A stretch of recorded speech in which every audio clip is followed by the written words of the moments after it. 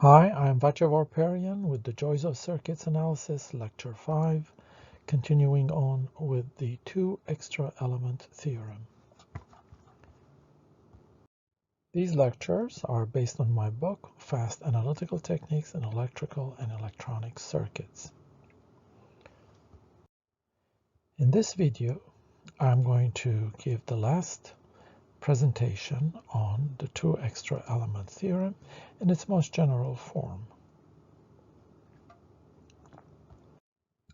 Here's the block diagram of a general linear time invariant network in which we consider two dependent sources, A1, U1 and A2, U2, which depend on internal voltages or currents of this linear time invariant network. We studied earlier that any dependent source like this can represent any of the four dependent generators in a circuit: a voltage-controlled voltage source, a voltage-controlled current source, a current-controlled current source, or a current-controlled voltage source. But it also can represent an impedance element or a conductance element. So this is in its most general form by the fact that a dependent generator, a dependent source, can be representative of any of these six elements that we encounter in a linear time invariant circuit. What we would like to do is determine any of the six possible transfer functions for this circuit, the six being a voltage gain, a current gain, a transconductance or a transresistance, or a driving point impedance or a driving point conductance or susceptance, using the two extra element theorem, where we take out A1 and A2 out of the calculus of the circuit initially by considering their values to be either 0 or infinity or a combination of both, and then reinstating them using the two extra element theorem. Since we have two dependent sources, A1 and A2, there are four possible ways of taking them out of the circuit. And the first one is shown here, where we take A1 equal to 0 and A2 equal to 0 and obtain this reference circuit here. So the reference values of A1 and A2 are 0. The second way of taking A1 and A2 out of the circuit, rather out of the calculus of the circuit initially, is to set A1 equal to 0 and A2 infinity and obtain the second reference circuit. So the reference gains of A1 and A2 are 0 and infinity. Now the only reason I have grayed out A2 going to infinity is to make a contrast with A1 equal to 0. When you set a dependent source equal to 0, it pretty much drops out of the circuit, and the variable that it depends on is just like any other voltage or current inside the circuit.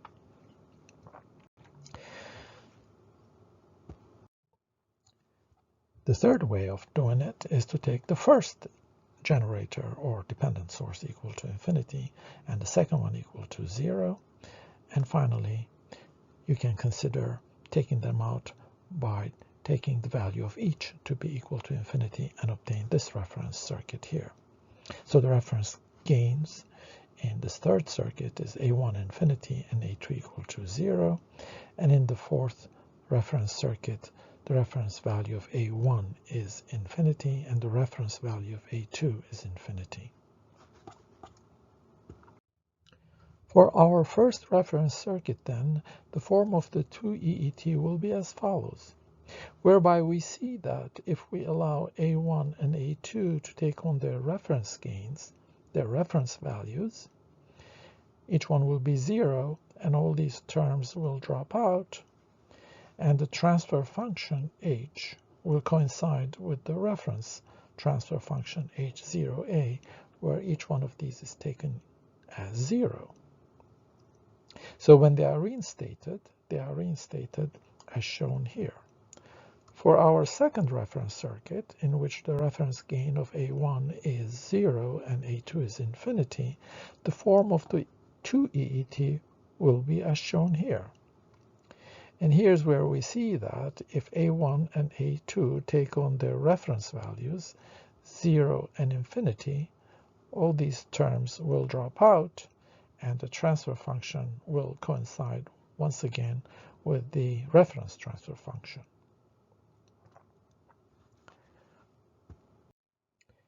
And so for the third reference circuit, the form of the EET will be as shown here, where if we set again the values of A1, A2, the reference values, H will coincide with HOC, the reference transfer function. And finally, for the fourth reference circuit, the 2EET will take on this form here. And as I said, this is very intuitive. You don't have to memorize these things. You can recreate them anytime just using common sense and logic and the spirit of the extra element theorem that you first learned. I will now show you the determination of the null inverse gains script A bar Mn for the first reference circuit shown here. M in the superscript represents the dependent generator whose null inverse gain you are determining. In the subscript, N represents the dependent generator which is in its opposite state of its reference state. If there is no mention of any generator in the subscript, it means that all the other generators in the circuit are in their reference state. So the first one we're going to talk about is script A bar 1, the null inverse gain with respect to the dependent generator at port 1 being applied to the circuit when A2 is in its reference state, A2 equals to 0. And that appears here in our 2 extra element theorem. So script A bar 1 is the null inverse gain with respect to A1, while A2 has the same value as in the reference circuit, which we had chosen it to be 0. To determine this null inverse gain, we connect at port 1 an independent generator of the same type as the dependent generator at that point. Call it UT, and determine the gain minus U1 over UT while the response is nulled by the combined actions of UN and UT. That's it. Now we go on to the script A bar 2, which is going to be very similar to script A bar 1, as you'll see on the next slide.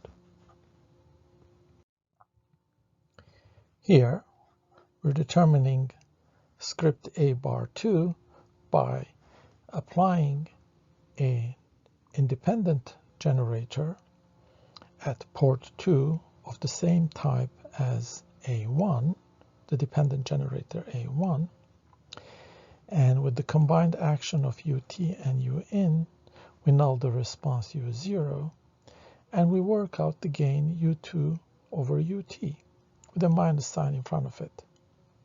Now, if you are doing this in the circuit, and this is specifically, let's say, a current source, minus UT can be thought of an independent current generator pointing in the opposite direction.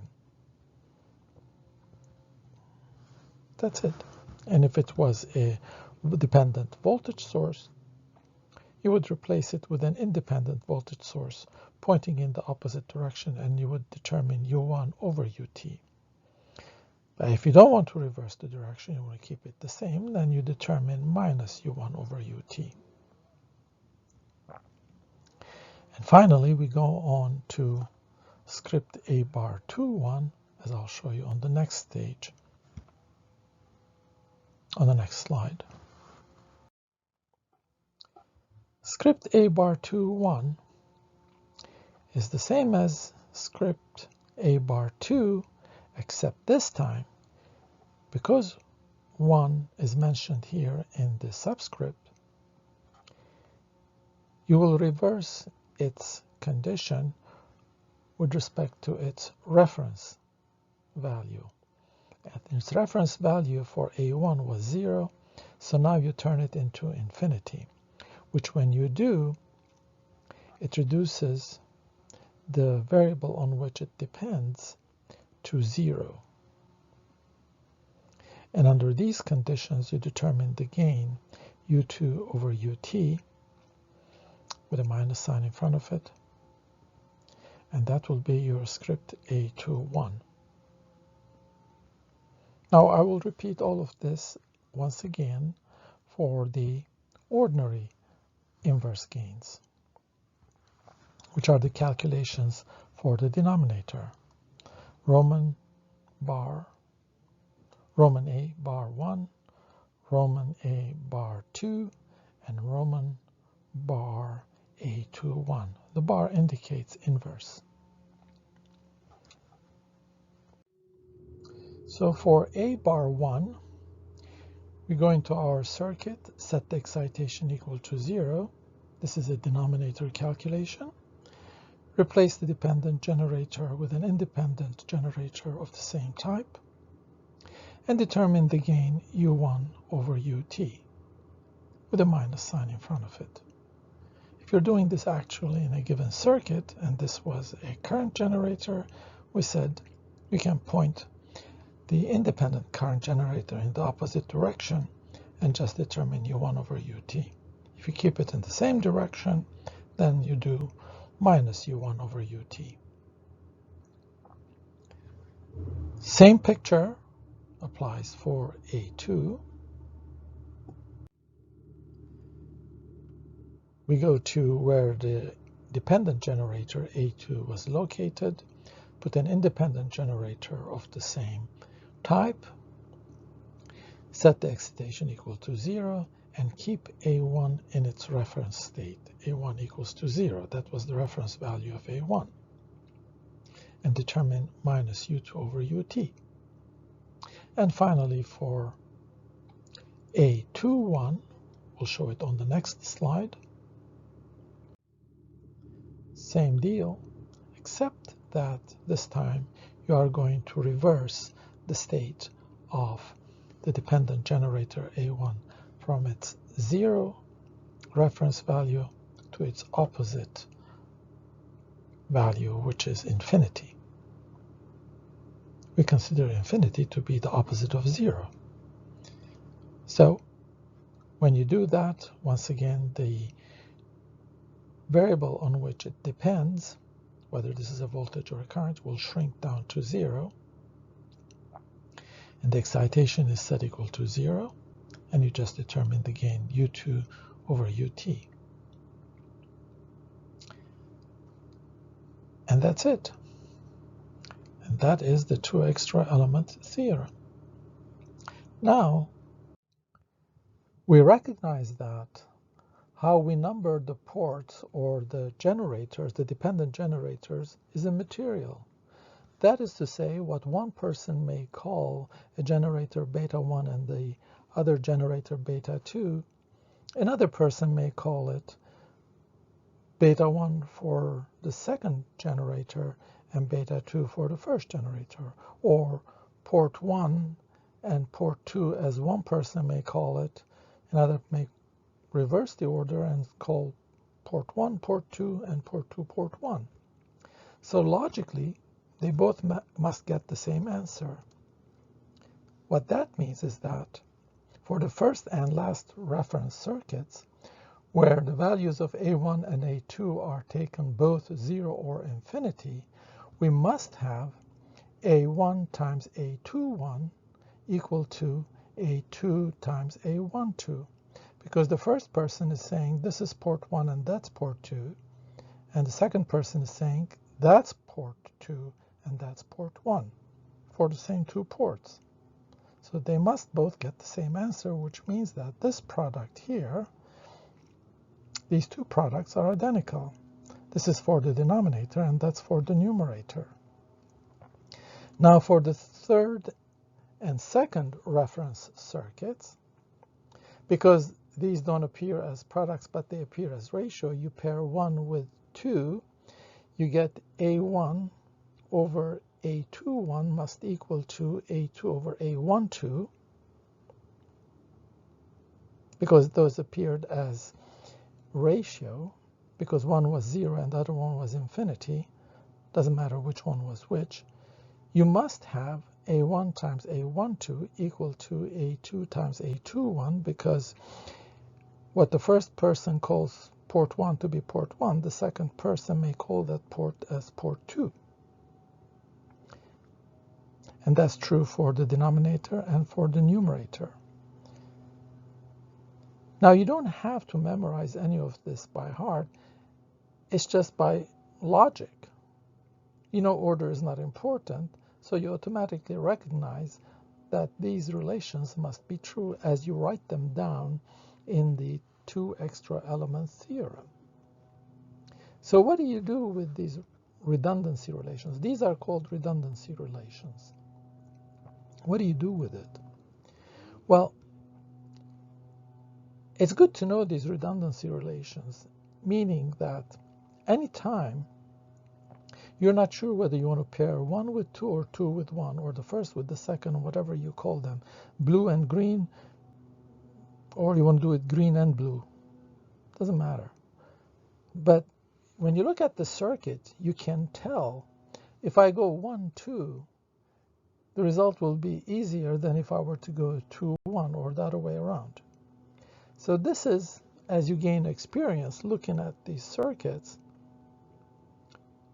which order you want to take it. And you're at lib totally in the denominator and in the numerator. What you do in the denominator has nothing to do with what you do in the denominator, and the other way around. So the value of these redundancy relations, which you don't have to memorize at all, you just have to know that the order is not important. You take the order that results in the simplest calculation. If they're both of equal difficulty, then fine. Just take whichever one you want. Sometimes you have to change the order, because it so happens that the product, in one case, 1 is infinity, and the other one is 0. The product is undefined. So you have to reverse the order to remove that indeterminacy. And the indeterminacy will be removed for sure if you reverse the order. It won't stay. Be rest assured of that. And this is all we need to know about the 2 extra element theorem. A very intuitive and natural extension of the 1 extra element theorem that can be used for dependent sources or resistors or conductors, resistive elements or conductive elements.